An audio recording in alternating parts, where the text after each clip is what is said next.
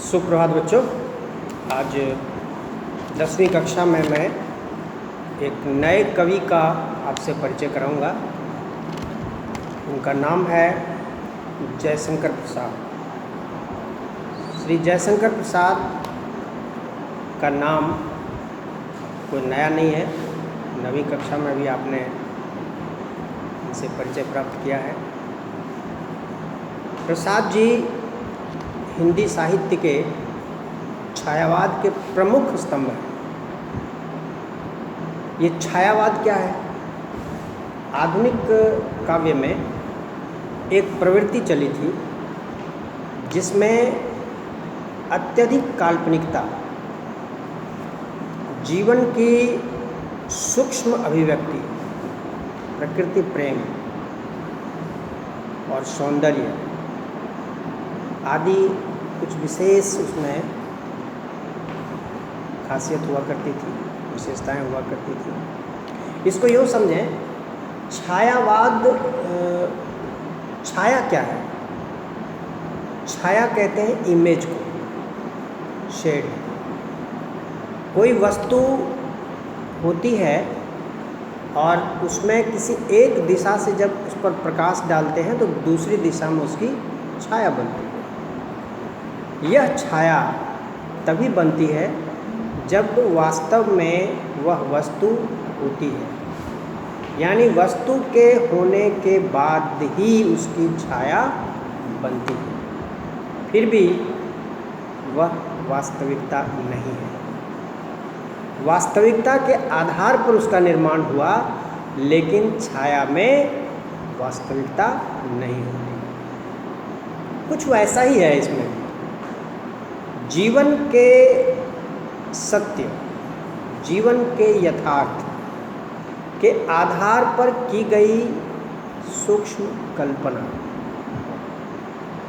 जैसे हमारे हाथ में ये कलम है, एक तरफ से हम रोशनी डालेंगे तो दूसरी तरफ उस कलम की छाया बनेगी। फिर भी वो छाया कलम नहीं है।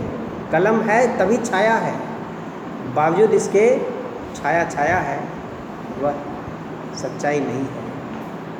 तो उसी तरह से जीवन के यथार्थ के आधार पर की गई सूक्ष्म कल्पना ही हम कह सकते हैं मोटे तौर पर छाया। अब इसी को थोड़ा शास्त्रीय भाषा में साहित्यकारों ने इसको परिभाषित किया है। सूक्ष्म का स्थूल के प्रति विद्रोह। तो कहने का मतलब हमारा यह है कि छायावाद में सूक्ष्मता है कल्पना की। वह कल्पना आधारित है जीवन के यथार्थ पर। और यह जो प्रवृत्ति है साहित्य में, हिंदी साहित्य में 4 मुख्य रूप से चर्चित हैं। इसके 4 आधार स्तंभ हैं। उसमें सबसे प्रतिष्ठित, सबसे पहला नाम कवि श्री जयशंकर प्रसाद का आता है। फिर सूर्यकांत त्रिपाठी निराला जी, फिर सुमित्रानंदन पंत हैं और महादेवी वर्मा जी। ये 4 छायावाद के प्रमुख आधार स्तंभ हैं। छायावाद की जब भी चर्चा होती है उसके 4 पाए हैं, ये 4 पिलर्स, प्रसाद, पंत, निराला और महादेवी। तो मोटे तौर पर छायावाद के बारे में आप जानिए, यह सूक्ष्म चित्रण है, सूक्ष्म कल्पना है, कल्पनाओं का चित्रण है। वह कल्पना जो जीवन के यथार्थ के आधार पर होती है। अब आइए, यह जो कविता है आत्मकथ्य, इसकी भी एक बड़ी पृष्ठभूमि है। आत्मकथ्य, जैसा कि नाम से ये स्पष्ट है कि खुद के बारे में कथन है। कवि ने अपने व्यक्तित्व के बारे में कुछ कहने का इसमें प्रयास किया है। प्रेमचंद के नेतृत्व में, प्रेमचंद के संपादकत्व में एक पत्रिका प्रकाशित होती थी। पत्रिका तो वैसे ये आज भी प्रकाशित हो रही है, आज भी हंस पत्रिका निकल रही है दिल्ली से, लेकिन उस समय ये इलाहाबाद से निकलती थी और प्रेमचंद इसके संपादक हुआ करते थे। 1932 ईस्वी में ये तय हुआ कि हंस का एक विशेषांक प्रकाशित किया जाए। विशेषांक क्या होता है? विशेषांक किसी पत्रिका का वह अंक होता है जिसमें किसी खास विषय पर अधिक से अधिक लेखन हुआ करता है। तो आत्मकथाओं को प्रमुखता से प्रकाशित करने का निर्णय हंस के संपादक मंडल ने लिया। जाहिर है इसके लिए रचनाएं आमंत्रित की जाती थी। प्रसाद जी को कहा गया मित्र मंडली के द्वारा कि आप अपने बारे में लिखिए, अपनी आत्मकथा लिखिए।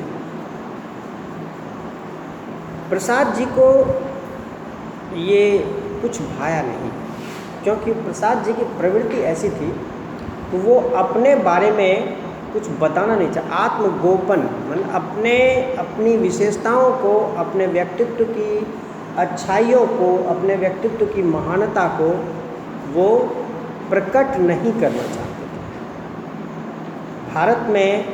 भारत क्या, पूरी दुनिया में, दुनिया के साहित्य में बहुत सारे ऐसे कवि हुए हैं, रचनाकार हुए हैं जिनमें ये प्रवृत्ति थी। वो आत्मगोपन में ज़्यादा विश्वास करते थे, अपने बारे में लोगों को बताना नहीं चाहते थे।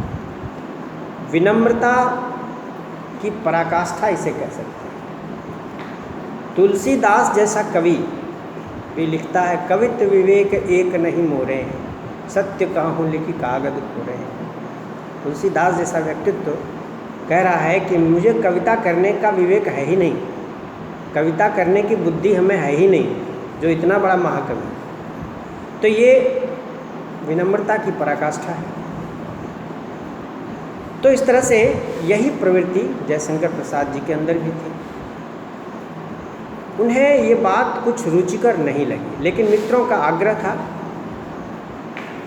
उन्होंने इसी आग्रह के तहत अपने बारे में कुछ पंक्तियां लिख डाली, और वही पंक्तियां आत्मकथ्य के रूप में आपकी पुस्तक में, आपके पाठ्यक्रम में संकलित है। अब देखेंगे कि यह जो कविता है, इसकी जो पंक्तियां हैं, इसमें कितनी दार्शनिकता है, जीवन के यथार्थ और उस यथार्थ के आधार पर कवि की कल्पना की उड़ान, ये देखने लायक चीज़ है इसमें। तो कुल मिलाकर के इसकी जो पृष्ठभूमि है, इसमें इतना काफ़ी है। अब आइए इसकी पंक्तियों को देखते हैं, एक एक पंक्तियों को समझने का प्रयास करें। जयशंकर प्रसाद की ये रचना बहुत महत्वपूर्ण है।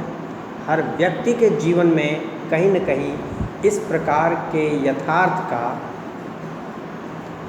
होना पाया जाता है। तो आइए शुरू करते हैं। पहली पंक्ति है, मधुप गुनगुना कर कह जाता कौन कहानी यह अपनी, मुरझा कर गिर रही पत्तियां देखो कितनी आज घनी। मधुप कहते हैं भौरा को। भौरा यहाँ प्रतीक है मनुष्य के मन का। भौरा हमेशा गुनगुनाते रहता है। उसी प्रकार मनुष्य का मन हमेशा कुछ न कुछ चिंतन में लगा रहता है, मन कभी खाली नहीं रहता। जब तक हम जागृत अवस्था में होते हैं, कुछ न कुछ हमारे मन में चल रहा होता है, हमारा मन कुछ न कुछ सोच रहा होता है। ठीक उसी तरह से जिस प्रकार से भौरा हमेशा गुनगुनाते रहता है। तो यहाँ मन रूपी भौरा, मधुप गुनगुना कर कह जाता कौन कहानी यह अपनी, यानी मेरे मन रूपी भौरा, मेरे मन का भौरा गुनगुनाते हुए लगातार कोई कहानी कह रहा है, अपनी कोई कथा सुना रहा है। यानी कवि अपने मन में उठ रहे विचारों को भौरे की, मन के भौरे की गुनगुनाहट के रूप में सुन रहा है। वह अपने मन की उठती हुई आवाज़ों को, अपने मन में विचारों के तरंग को अनुभव कर रहा है। तो उनके मन में क्या विचार उठ रहे हैं, किस प्रकार की उनकी जो सोच है वह देखिए। अगली पंक्ति में कह रहा है, मुरझा कर गिर रही पत्तियां देखो कितनी आज घनी। पेड़ में पत्तियां बहुत घनी हैं, हरियाली से युक्त है। पेड़ हरियाली से युक्त पत्तियों से भरा हुआ है। ये घनी पत्तियां ये कुछ कह रही हैं। क्या कह रही हैं? मुरझा कर गिर रही पत्तियां देखो कितनी आज घनी। ये जो घनी पत्तियां हैं, जिसमें हरियाली है, जिसमें सौंदर्य है, जिसमें जवानी है, जिसमें आकर्षण है, वह एक कहानी कह रहा है। क्या कह रहा है? कि पत्तियों को बहुत जल्द मुरझा करके गिरना है। मुरझा कर गिर रही पत्तियां देखो कितनी आज घनी। आज जो घनी पत्तियां हैं, जो संसार आज गुलजार है, जो सौंदर्य से पूर्ण यह हरितिमा युक्त ये जो पत्तियां हैं, ये एक एक करके मुरझा करके सूख करके गिर रही हैं। यानी जीवन का यह जो सौंदर्य है, जीवन का यह जो आकर्षण है, जीवन की जो उपलब्धियां हैं, ये स्थायी नहीं है। जिस प्रकार हरे भरे घने पत्तों का मुरझा कर गिरना तय है, उसी प्रकार से मनुष्य के जीवन का जो भी सौंदर्य है, वह एक न एक दिन समाप्त होना है, खत्म होना है। मुरझा कर गिर रही पत्तियां देखो कितनी आज घनी। देखो आज जो घनी पत्तियां हैं, ये एक एक करके बारी बारी से मुरझा करके गिरेंगी। यानी जीवन का जो क्षणिक अस्तित्व है, इसी की ओर कवि का ध्यान है। कवि के विचारों में जीवन का जो अस्तित्व है, उसकी क्षणिकता आ रही है। मुरझा कर गिर रही पत्तियां देखो कितनी आज घनी। विचारों के अनुसार ही मनुष्य जीवन जीता है।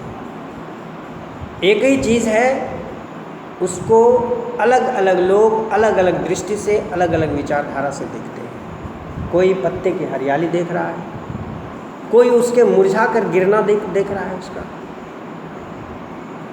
इस गंभीर अनंत नीलिमा में असंख्य जीवन इतिहास, यह लोग करते ही रहते हैं अपना व्यंग मलिन उपास। इस गंभीर अनंत नीलिमा, यह जो विस्तृत आकाश है, इसके नीचे अनंत नीलिमा। अनंत मतलब जिसका कोई अंत नहीं, अनलिमिटेड। नीलिमा आकाश। असंख्य जीवन इतिहास, कितने लोग इस संसार में हैं, उसकी गिनती नहीं है।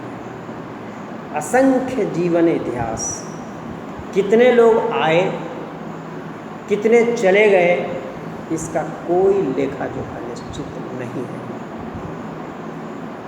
यानी जो आया है उसका जाना तय है। गंभीर अनंत नीलिमा, इस इतने बड़े आकाश के नीचे, यानी पूरे अखिल ब्रह्मांड में, अखिल संसार, अखिल विश्व में जाने कितने लोग आए, कितने लोग गए, कितनी पत्तियां आई, कितनी मुरझा के गिरी, कोई लेखा जोखा नहीं है, इसका कोई हिसाब नहीं है। लेकिन ये तय है कि जो आया है उसको जाना है।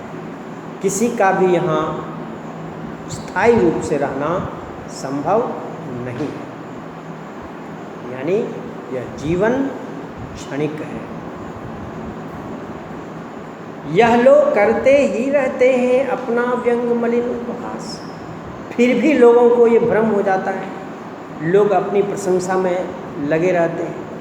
तो कवि का मानना है कि जो लोग इस अस्थायी जीवन में, इस क्षणिक जीवन में अपनी प्रशंसा में संलग्न हैं, वे अपना उपहास कर रहे हैं, अपना मजाक उड़ा रहे हैं। वह भी कैसा उपहास? मलिन उपहास। अपने ऊपर व्यंग कर रहे हैं, वो भी बहुत घटिया स्तर का व्यंग कर रहे हैं। एक तो व्यंग कर रहे हैं, मजाक उड़ा रहे हैं, ऊपर से उस मजाक का स्तर बहुत निम्न है, वह घटिया स्तर का व्यंग मलिन उपहास। खुद का बहुत घटिया मजाक उड़ा रहे हैं। कौन लोग? जो लोग अपने जीवन की उपलब्धियों का बखान करने में अपना समय लगा रहे हैं। कवि की दृष्टि में वे अपना ही बहुत घटिया स्तर का मजाक उड़ा रहे हैं। ठीक है, यानी कवि का मानना है कि जीवन चूँकि क्षणिक है, इसलिए इसमें अपनी उपलब्धियों का बखान करने की जो प्रवृत्ति है, यह एक प्रकार से अपना ही उपहास करना है, अपना ही बहुत घटिया स्तर का व्यंग करना है, अपना मजाक उड़ाना है। ठीक है, ये 4 पंक्तियाँ स्पष्ट हुई। अब इन 4 पंक्तियों को आपने जो समझा, जितना भी समझा, उसको अपने शब्दों में आप लिखेंगे और इसके बाद छायावाद के बारे में जो भी आपको समझ में आया आज की कक्षा में, आप उसको अपने शब्दों में